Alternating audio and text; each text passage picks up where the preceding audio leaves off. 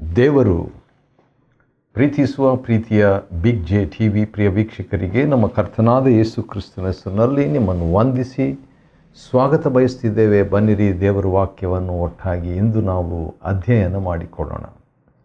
ಇಂದಿನ ನಮ್ಮ ಅಧ್ಯಯನ ರೋಮಾಪುರದವರಿಗೆ ಬರೆದ ಪತ್ರಿಕೆ, the epistle to Romans chapter 2, 2ನೇ ಅಧ್ಯಾಯ. ರೋಮ 2ನೇ ಅಧ್ಯಾಯದಲ್ಲಿ ನಾವು ದೇವರ 21 ಸದವಕಾಶಗಳನ್ನು ನಾವು ನೋಡಿಕೊಳ್ತಿದ್ದೇವೆ. 21 ಪ್ರಿವಿಲೇಜಸ್ ಆಫ್ ಗಾಡ್. ದೇವರಿಂದ ಬರುವಂಥ 21 ಭಾಗ್ಯಗಳಂತ ಹೇಳ್ಬೋದು, ಅಥವಾ ಸದಾವಕಾಶಗಳಂತ ಹೇಳ್ಬೋದು, ಅಥವಾ ಉಪಯುಕ್ತತೆಗಳಂತ ಹೇಳ್ಬೋದು, ಬಾಧ್ಯತೆ ಅಂತ ಹೇಳ್ಬೋದು, ಅಥವಾ ಸಿಂಪಲಾಗಿ ಹೇಳಬೇಕಾದ್ರೆ ಆಶೀರ್ವಾದಗಳಂತ ಕೂಡ ಹೇಳ್ಬೋದು. ಹಾಗಾದರೆ ದೇವರಿಂದ ನಮಗೆ ಬಂದಿರುವ 21 ಆಶೀರ್ವಾದಗಳು, 21 ಸದಾವಕಾಶಗಳು, 21 ಭಾಗ್ಯಗಳು ಏನದು ಒಂದೊಂದಾಗಿ ನಾವು ನೋಡಿಕೊಳ್ಳೋಣ. ರೋಮ ಪತ್ರಿಕೆ 2ನೇ ಅಧ್ಯಾಯ ಮತ್ತು 2ನೇ ವಚನದಲ್ಲಿ ನೋಡುವಾಗ, ಅಂಥ ಅಪರಾಧಗಳನ್ನು ಮಾಡುವವರ ವಿಷಯದಲ್ಲಿ ದೇವರು ಮಾಡುವ ತೀರ್ಪು ಸತ್ಯಕ್ಕನುಸಾರವಾಗಿಯೇ ಇರುವುದೆಂದು ಬಲ್ಲೆವು. ಹಾಗಾದರೆ ರೋಮ 2:2 ಪ್ರಕಾರವಾಗಿ ಸತ್ಯವು ದೇವರ ಮೊದಲನೇ ಆಶೀರ್ವಾದ. First blessing of God is truth.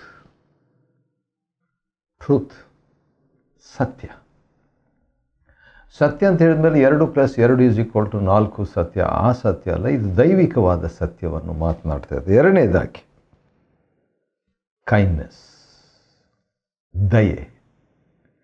ಇದು ದೇವರಿಂದ ನಮಗೆ ಒದಗಿ ಬಂದಿರುವಂಥ 2ನೇ ಆಶೀರ್ವಾದ. ಸೆಕೆಂಡ್ ಬ್ಲೆಸ್ಸಿಂಗ್ ಆಫ್ ಗಾಡ್ ಏನಂತ ಹೇಳಿದರೆ ದೇವರ ದಯೆ. ರೋಮ 2:4 ದೇವರ ದಯೆ. ಅದರ ಜೊತೆಯಲ್ಲಿ ಇನ್ನೊಂದು ಕೂಡಿದೆ, ದೇವರ ಐಶ್ವರ್ಯ. The riches of God is the third blessing of God, the riches of God. ಫಿಲಿಪಿ 4:13 ಅದರ ಬಗ್ಗೆ ಬಹಳ ಸ್ಪಷ್ಟವಾಗಿ ಪೌಲನು ತಿಳಿಸಿದ್ದಾನೆ. ಅದೇನಂತ ಹೇಳಿದರೆ, ಕ್ರಿಸ್ತನ ಸಿರಿವಂತಿಕೆಗೆ ಅನುಸಾರವಾಗಿ, ಕ್ರಿಸ್ತನ ಐಶ್ವರ್ಯಕ್ಕೆ ತಕ್ಕಂತೆ ಹಾಗೆ, ಕ್ರಿಸ್ತನ ಐಶ್ವರ್ಯಕ್ಕೆ ತಕ್ಕಂತೆ ದೇವರು ಒದಗಿಸ್ತಾನಂತ ಹೇಳ್ಬಿಟ್ರು. 4ನೇ ಆಶೀರ್ವಾದ. ಅಂದ ಹಾಗೆ ರೋಮ 2ನೇ ಅಧ್ಯಾಯದಲ್ಲಿ ದೇವರ 21 ಆಶೀರ್ವಾದಗಳನ್ನು ನಾವು ನೋಡ್ಕೊಳ್ತಾ ಇದ್ವಿ. ಈಗಾಗಲೇ 3 ಮುಗೀತು, ಇನ್ನೂ ಕೂಡ ಉಳಿದಂಥವುಗಳನ್ನ ನಾವು ನೋಡಬೇಕು. ಆದ ಕಾರಣ ದೇವರ 4ನೇ ಆಶೀರ್ವಾದ ಏನಂದರೆ ಸಹನೆ. ಹೌದು, ದೇವರ ಸಹನೆ. ದೇವರು ಸಹನೆಯುಳ್ಳವನಾಗಿರುವಂಥದ್ದು ದೇವರ ಮಹಾ ಆಶೀರ್ವಾದ. ಈ ಬಗ್ಗೆ ಯೆರೆಮೀಯನು ಭಾಳ ಸ್ಪಷ್ಟವಾಗಿ ಹೇಳ್ತಾನೆ. ನಾವು ಉಳಿದಿರುವುದು, ಪ್ರಲಾಪ 3 ನಾವು ಉಳಿದಿರುವುದು ಆತನ ಕರುಣೆ, ಆತನ ದಯೆ, ಆತನ ತಾಳ್ಮೆ ಅಂತ ಕೂಡ ಹೇಳ್ಬೋದು. ಹೌದು, ಆತನ ಸಹನೆ. 5ನೇದಾಗಿ ದೇವರ ಮತ್ತೊಂದು ಆಶೀರ್ವಾದ. 21 ಆಶೀರ್ವಾದಗಳಲ್ಲಿ ಈಗ 5ನೇ ಆಶೀರ್ವಾದ ಏನಂತ ಹೇಳಿದರೆ ದೀರ್ಘಶಾಂತಿ. ದೇವರ ದೀರ್ಘಶಾಂತಿ ಅಂದರೆ ದೀರ್ಘವಾಗಿ ತನ್ನ ಶಾಂತಿಯನ್ನು ದೇವರು ವ್ಯಕ್ತಪಡಿಸುವಂಥದ್ದು, ಬಳಸುವಂಥದ್ದು, ಪ್ರಯೋಗಿಸುವಂಥದ್ದು ನಮಗೆ ದೊಡ್ಡ ಆಶೀರ್ವಾದ. The long suffering, the long peace of God, prolonged peace of God ಅಂದರೆ ದೇವರ ಒಂದು ದೀರ್ಘ ಶಾಂತಿ, ಬಹಳ ಕಾಲ. ಅದನ್ನು ಕೆಲವು ಸಾರಿ ಅಥವಾ ಅನೇಕ ಸಾರಿ ಜನರು ದುರುಪಯೋಗ ಮಾಡಿಕೊಡ್ತಾರೆ. ಪರವಾಗಿಲ್ಲ ಅಂತ ಹೇಳ್ಬಿಟ್ಟು. ಆದರೆ ನಾವು ದುರುಪಯೋಗ ಮಾಡಿಕೊಳ್ಳದಂತೆ ದೇವರು ನಮ್ಮನ್ನು ಕರುಣಿಸಲಿ, ದೇವರು ನಮಗೆ ಸಹಾಯಿಸಲಿ, ದೇವರು ನಮಗೆ ಬಲವನ್ನು ನೀಡಲಿ. ಯಾಕಂದರೆ ಮಾನವರಾದ ನಾವು. ಆ ಬಗ್ಗೆ ಭಾಳ ಚೆನ್ನಾಗಿದೆ. ಕೀರ್ತನೆ 103ರಲ್ಲಿ ಆತನು ನಮ್ಮ ಪ್ರಕೃತಿಯನ್ನು ಬಲ್ಲನು. ಹಿ ನೋಸ್ ಅವರ್ ಫ್ರೇಮ್ ಅಂತ ಒಂದು ಭಾಷಾಂತರ. ಫ್ರೇಮ್, ನಾವು ಯಾವ ರೀತಿಯಾಗಿ ಮೇಡ್ ಇನ್ ಇಂತಿಂಥ ಕಡೆಯಿಂದ ಮಾಡಿದ್ದು ಅಂತ ಹೇಳ್ಬಿಟ್ಟು ಒಂದು ಸೀಲ್ ಹಾಕ್ತಾರಲ್ವ, ಮುದ್ರೆ ಹಾಕ್ತಾರೆ. ಆ ರೀತಿಯಾಗಿ ನಾವು ಮಣ್ಣಿನಿಂದ ಮಾಡಿದವರು, ಮಣ್ಣಿನಿಂದ ಉಂಟಾದವರಂತ. He knows our frame. ನಮ್ಮ ಕಾನ್ಸ್ಟಿಟ್ಯೂಷನ್, ನಮ್ಮ ರಚನೆ ಅದು ಏನಿದೆ ಅಂತ ದೇವರಿಗೆ ಗೊತ್ತಿದೆ. ಆತನ ನಾಮಕ್ಕೆ ಸ್ತೋತ್ರವಾಗಲಿ. ಈ ಕಾರಣದಿಂದ ಆತನು ದೀರ್ಘಶಾಂತನಾಗಿ ಇರುವಂಥದ್ದು ಆತನ ನಾಮಕ್ಕೆ ಸ್ತೋತ್ರವಾಗಲಿ ಅನ್ನಬೇಕಷ್ಟೆ. 6ನೇದಾಗಿ ರೋಮ 2ನೇ ಅಧ್ಯಾಯದಿಂದ ನಾವು ದೇವರ 21 ಆಶೀರ್ವಾದಗಳನ್ನು ಅಥವಾ ಸದಾವಕಾಶಗಳನ್ನು, ಆಶೀರ್ವಾದ ಅಂತ ಹೇಳೋದೇ ನನಗಿಷ್ಟ.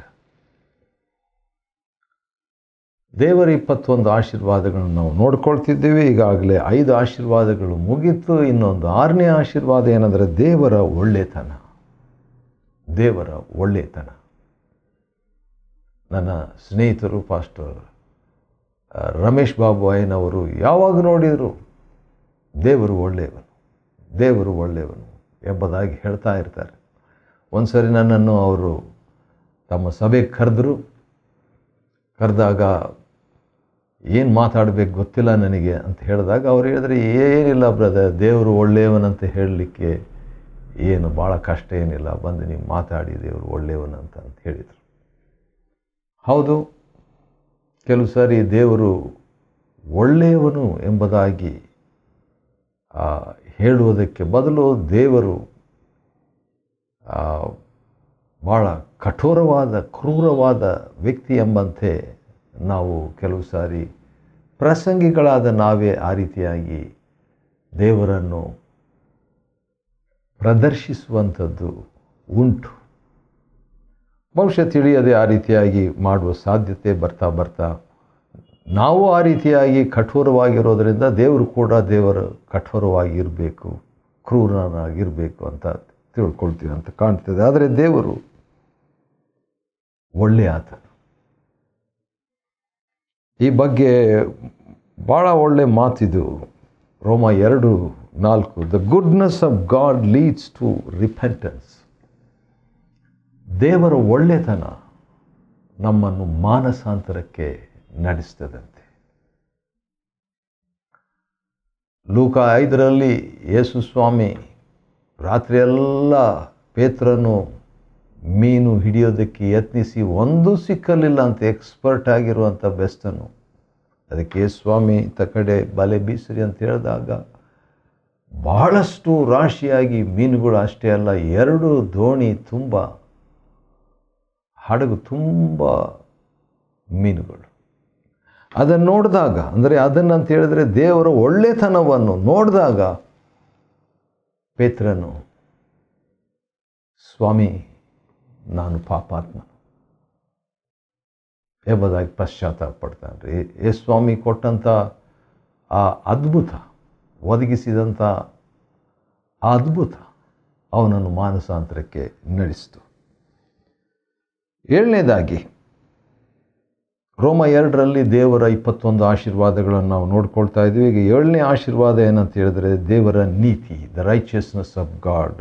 2ನೇ ಅಧ್ಯಾಯ 5ನೇ ವಚನದಲ್ಲಿ, ನೀನು ನಿನ್ನ ಕಠಿಣವಾದ ಮತ್ತು ಮಾನಸಾಂತರ ಪಡೆದ ಹೃದಯದಿಂದ ನಿನಗೋಸ್ಕರ ದೇವರ ನೀತಿಯುಳ್ಳ ತೀರ್ಪು. ದೇವರ ನೀತಿಯುಳ್ಳ ಅಂತ ಹೇಳುವಾಗ ದೇವರ ನೀತಿಯನ್ನು, ಅದು ಕೂಡ ಒಂದು ಆಶೀರ್ವಾದ. ಅದನ್ನು ನಾನು ದುರುಪಯೋಗ ಮಾಡ್ಕೋಬೋದು, ಆದರೆ ಅದನ್ನು ಉಪಯೋಗ ಕೂಡ ಮಾಡಿಕೊಳ್ಬೋದು. 8ನೇದಾಗಿ 6ನೇ ವಚನ, ರೋಮ 8:6, ರೋಮನ್ಸ್ ಚಾಪ್ಟರ್ 2:6, ದೇವರು ಪ್ರತಿಯೊಬ್ಬನಿಗೂ ಅವನವನ ಕೃತ್ಯಗಳಿಗೆ ತಕ್ಕ ಪ್ರತಿಫಲ ಕೊಡುವರು. ಹಾಗಾದರೆ ದೇವರ 8ನೇ ಆಶೀರ್ವಾದ ಏನಂತ ಹೇಳಿದರೆ ಪ್ರತಿಫಲ ಕೊಡುವ ದೇವರು. 9ನೇ ಆಶೀರ್ವಾದ ನಿತ್ಯ ಜೀವ. ಇಟರ್ನಲ್ ಲೈಫ್, ನಿತ್ಯ ಜೀವವನ್ನು ದೇವರು ಆಶೀರ್ವಾದವಾಗಿ ನಮಗೆ ಕೊಡ್ತಾರಂತೆ. ಹೌದಲ್ವಾ? ದೇವರ ಆಶೀರ್ವಾದ ನಿತ್ಯ ಜೀವ. ಇದು 9ನೇ ಆಶೀರ್ವಾದ. ಅದನ್ನು ರೋಮ 2:7 ಇದೆ. ಅದೇನಂತ ಹೇಳಿದರೆ, ಯಾರು ಮಹಿಮೆ, ಮಾನ, ನಿರ್ಲಯತ್ವ, ಸತ್ಕ್ರಿಯೆಗಳನ್ನು ಸಹನೆಯಿಂದ ಮಾಡ್ತಾರೋ ಅವರಿಗೆ ದೇವರು ನಿತ್ಯ ಜೀವವನ್ನು ಕೊಡ್ತಾರೆ ಅಂತ ಹೇಳ್ಬಿಟ್ಟು. ವಾವ್! ಅದು 9ನೇ ಆಶೀರ್ವಾದ. ಮತ್ತು 10ನೇ ಆಶೀರ್ವಾದ 10ನೇ ವಚನದಲ್ಲಿ ನಾವು ನೋಡಿಕೊಳ್ಬೋದು. ಆದರೆ ಒಳ್ಳೆಯದನ್ನು ನಡೆಸುವ ಪ್ರತಿಯೊಬ್ಬನಿಗೆ ಮಹಿಮೆ ಬಂದು 10ನೇ ಆಶೀರ್ವಾದ ಗ್ಲೋರಿ, ಗೌರವ, ಆನರ್, ಗೌರವ ಅನ್ನುವಂಥ 11ನೇ ಆಶೀರ್ವಾದ. 12ನೇದಾಗಿ ಸಮಾಧಾನ, ಪೀಸ್, ಸಮಾಧಾನದ ಆಶೀರ್ವಾದ, ದೇವರ 12ನೇ ಆಶೀರ್ವಾದ ಉಂಟಾಗುತ್ತದೆ. ವಾವ್! ಇನ್ನೊಂದು ಸಾರಿ ರೋಮ 2:10 ಓದ ಬಯಸ್ತೇನೆ.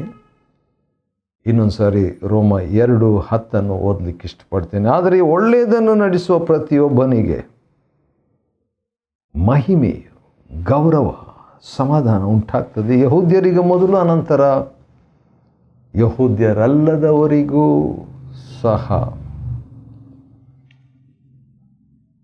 ರೋಮ 8ರಿಂದ ನಾವು ಏನು ತಿಳ್ಕೊಳ್ತಾ ಇದ್ದೀವಿ ಅಂದರೆ, ದೇವರ 21 ಆಶೀರ್ವಾದಗಳನ್ನು ನಾವು ಧ್ಯಾನ ಮಾಡ್ತಾ ಇದ್ದೇವೆ. ಅದರಲ್ಲಿ 13ನೇ ಆಶೀರ್ವಾದಕ್ಕೆ ಬಂದಿದ್ದೇವೆ. ಅದೇನಂತ ಹೇಳಿದರೆ, ದೇವರಲ್ಲಿ ಪಕ್ಷಪಾತವಿಲ್ಲ. ವಾವ್! ಅದನ್ನು ಕೆಲವರು ನಕಾರಾತ್ಮಕವಾಗಿ ತೆಗೆದುಕೊಳ್ಬೋದು. ಅದನ್ನು ನಾನು ಸಕಾರಾತ್ಮಕವಾದ ಆಶೀರ್ವಾದವಾಗಿ ತೆಗೆದುಕೊಳ್ತೇನೆ. ದೇವರಲ್ಲಿ ಪಕ್ಷಪಾತವಿಲ್ಲ. I can trust him. ದೇವರ ಮೇಲೆ ಭರವಸೆ ಬಿಡ್ಬೋದು. ದೇವರು ನನಗೆ ಪಕ್ಷಪಾತಿಯಾಗಿರೋದಿಲ್ಲ. ದೇವರು ನನಗೆ ಅನ್ಯಾಯ ಮಾಡೋದಿಲ್ಲ. ದೇವರು ನ್ಯಾಯವಂತನು. ದೇವರಲ್ಲಿ ಪಕ್ಷಪಾತವಿಲ್ಲ. ವಾವ್! ಅದು 13ನೇ ಆಶೀರ್ವಾದ. 14ನೇ ಆಶೀರ್ವಾದ ಅಂತ ನಾವು ನೋಡುವಾಗ 13ನೇ ವಚನ, ರೋಮ 2:13 ನಾವು ನೋಡುವಾಗ, ಆದರೆ ಧರ್ಮಶಾಸ್ತ್ರಕ್ಕೆ ವಿಧೇಯರಾಗುವವರೇ ನೀತಿವಂತರೆಂದು ನಿರ್ಣಯಿಸಲಾಗುವರು. ಅಂದರೆ ರೋಮ 2:13, ಯಾರು ಧರ್ಮಶಾಸ್ತ್ರವನ್ನು ಕೇಳಿದ ಮಾತ್ರಕ್ಕೆ ದೇವರ ಮುಂದೆ ನೀತಿವಂತರಾಗೋದಿಲ್ಲ. ಆದರೆ ಧರ್ಮಶಾಸ್ತ್ರಕ್ಕೆ ವಿಧೇಯರಾಗುವವರೇ ನೀತಿವಂತರೆಂದು ನಿರ್ಣಯಿಸಲಾಗುವುದು. ಹಾಗಾದರೆ ದೇವರ 14ನೇ ಆಶೀರ್ವಾದ, ದೇವರ 14ನೇ ಆಶೀರ್ವಾದ ಏನಂತ ಹೇಳಿದರೆ, ನೀತಿವಂತರೆಂಬ ನಿರ್ಣಯ, ಜಸ್ಟಿಫಿಕೇಶನ್. ಇದೊಂದು ಕೋರ್ಟ್ ಸೀನನ್ನು, ನ್ಯಾಯಾಲಯದ ಒಂದು ದೃಶ್ಯವನ್ನು ಸೂಚಿಸ್ತದೆ. ಆಯಿತು, ಗಂಭೀರವಾದಂಥ ಒಂದು ಕೇಸ್ ನಡೀತಾ ಇದೆ. ಜಡ್ಜ್ ಕೂತಿದ್ದಾರೆ, ವಕೀಲರು ವಾದ ಪರ ವಿರುದ್ಧ ಮಾತಾಡ್ತಿದ್ದಾರೆ, ಜನರು ಕಿಕ್ಕಿರಿದಿದ್ದಾರೆ, ಮತ್ತು ಕ್ಯಾಮ್ರಾಮ್ಯಾನ್ ಮತ್ತು ಟಿ ವಿ ಇತ್ಯಾದಿ ಪತ್ರಕರ್ತರು ಅಲ್ಲಿ ಕಿಕ್ಕಿರಿದು ಬಂದಿದ್ದಾರೆ. ಸಂಬಂಧಿಕರು ಎರಡು ಕಡೆ ಬಂದಿದ್ದಾರೆ. ಅಂಥ ಸಂದರ್ಭದಲ್ಲಿ ನ್ಯಾಯಾಧೀಶರು ಆ ಅಪರಾಧಿಯನ್ನು ನೋಡಿಬಿಟ್ಟು, ನೀನು ಅಮಾಯಕ, ನಿರ್ದೋಷಿ, ಈ ವ್ಯಾಜ್ಯ ರದ್ದಾಯಿತು, ಮುಗಿಸ್ತಾ ಇದ್ದೇನೆ, ಅಥವಾ ನಿನ್ನನ್ನು ನೀತಿವಂತನೆಂದು ನಿರ್ಣಯಿಸ್ತೇನೆ ಅಂತ ಹೇಳಿದಾಗ ಅವನಿಗೆಷ್ಟು ಖುಷಿ ಆಗ್ತದಲ್ಲ. ಅಂಥ ಒಂದು ಕಾರ್ಯವನ್ನು ದೇವರು ನಮಗಾಗಿ ಮಾಡಿದ್ದಾರೆ. ದೇವರ ನಾಮಕ್ಕೆ ಸ್ತೋತ್ರವಾಗಲಿ. 15ನೇದಾಗಿ ಬೈಬಲ್ ಇನ್ಸೈಟ್.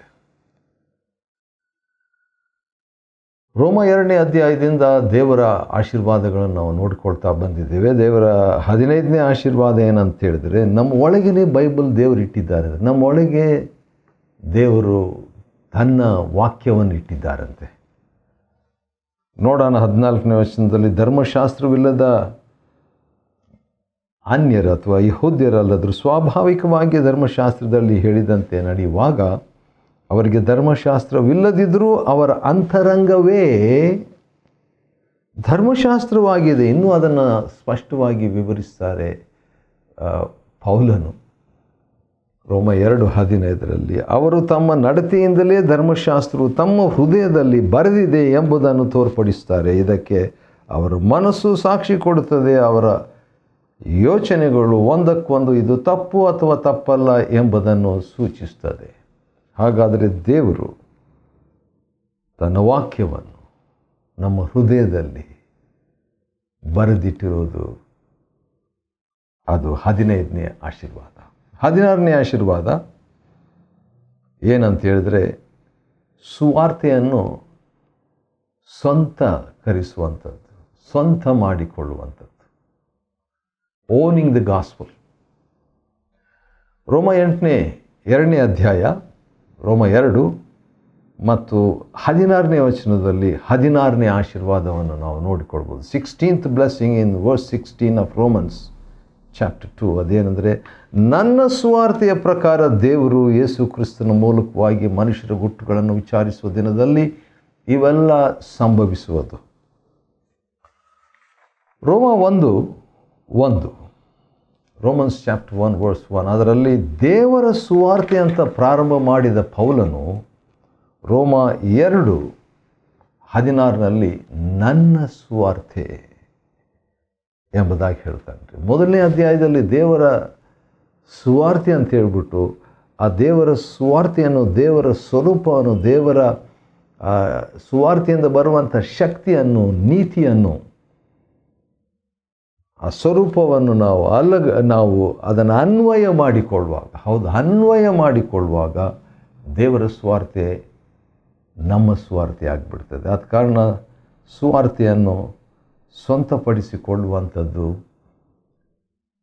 ದೇವರ 16ನೇ ಆಶೀರ್ವಾದ. 17ನೇ ಆಶೀರ್ವಾದ ರೋಮ 2:18 ವಚನದಲ್ಲಿ, ದೇವರ ಚಿತ್ತವನ್ನು ಬಲ್ಲವನು, ಧರ್ಮಶಾಸ್ತ್ರದಿಂದ ಉಪದೇಶವನ್ನು ಹೊಂದಿ ಯಾವುದು ಉತ್ತಮವಾದದ್ದೆಂದು ಅನುಮೋದಿಸುವವನು ಆಗಿದ್ದಿ. ಯಾವುದು ಉತ್ತಮವಾದದ್ದು? ರೋಮ 12:1-2 ಇದನ್ನು ಮತ್ತೆ ಪೌಲನು ಹೇಳಿದ್ದನ್ನು ನಾವು ನೋಡಿಕೊಳ್ಳೋಣ ಅನಂತರ 12ನೇ ಅಧ್ಯಾಯಕ್ಕೆ ಬಂದಾಗ. ಆದರೆ ಇಲ್ಲಿ ಉತ್ತಮವಾದದ್ದು ಯಾವುದು? ಅದು ಕೂಡ ದೇವರ ಆಶೀರ್ವಾದದ 17ನೇ ಆಶೀರ್ವಾದ. ಯಾಕಂತ ಹೇಳಿದ್ರೆ, ಉತ್ತಮವಾದವುಗಳನ್ನು ದೇವರು ನಮಗೋಸ್ಕರವಾಗಿ ಇಟ್ಟಿದ್ದಾನೆ. ಕಣ್ಣು ಕಾಣಲಿಲ್ಲ, ಕಿವಿ ಕೇಳಲಿಲ್ಲ, ಹೃದಯವು ಅದನ್ನು ಗ್ರಹಿಸಲಿಲ್ಲ. 1 ಕೊರಿಂಥ 2:9-10 ಬರೆದಿರುವ ಪ್ರಕಾರ ಉತ್ತಮವಾದವುಗಳನ್ನು ದೇವರು ನಮಗಾಗಿ, ತನ್ನನ್ನು ಪ್ರೀತಿಸುವವರಿಗಾಗಿ, ತನಗಾಗಿ ಕಾದಿರುವವರಿಗಾಗಿ ಆತನು ನಿಗದಿತನಾಗಿಟ್ಟಿದ್ದಾನೆ. 18ನೇ ಒಂದು ದೇವರ ಆಶೀರ್ವಾದ ಧೈರ್ಯ.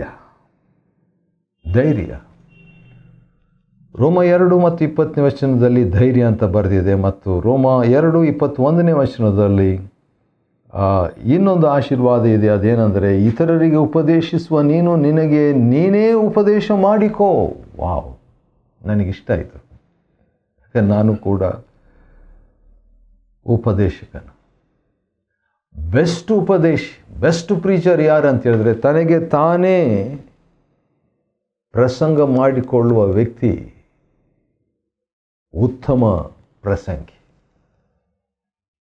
ಇನ್ನೊಂದು ಸಾರಿ ಹೇಳ್ತೇನೆ, the best preacher is one who preaches to himself, who knows how to preach to himself. ತನಗೆ ತಾನೇ ಹೇಗೆ ಪ್ರಸಂಗ ಮಾಡಿಕೊಳ್ಳಬೇಕು ಎಂಬುದಾಗಿ ತಿಳಿಯುವಂಥ ವ್ಯಕ್ತಿಯೇ ಉತ್ತಮ ಪ್ರಸಂಗಿ. 19ನೇ ಆಶೀರ್ವಾದ ಅದು. 20ನೇ ಆಶೀರ್ವಾದ ಸ್ಪಿರಿಟ್ ಇನ್ ಹಾರ್ಟ್, ಆತ್ಮದಿಂದ ಹೃದಯದಲ್ಲಿ ಆಗುವಂಥದ್ದಂತ ಹೇಳುವಾಗ 2ನೇ ಅಧ್ಯಾಯ 29ನೇ ವಚನ ಪ್ರಕಾರವಾಗಿ ಸ್ಪಿರಿಟ್ ಇನ್ ದಿ ಹಾರ್ಟ್, ವಾಕ್ಯ ಹೃದಯದಲ್ಲಿದೆ. ಈಗ ಆತ್ಮನಿಂದ ಹೃದಯದಲ್ಲಿ ಆಗುವಂಥ ಸುನ್ನತಿಯ ಬಗ್ಗೆ ಹೇಳುವಾಗ ದೇವರ ಕಾರ್ಯ ಅದು 20ನೇದು. 21ನೇದು ಏನಂತ ಹೇಳಿದ್ರೆ, ದೇವರಿಂದ ಮೆಚ್ಚುಗೆ.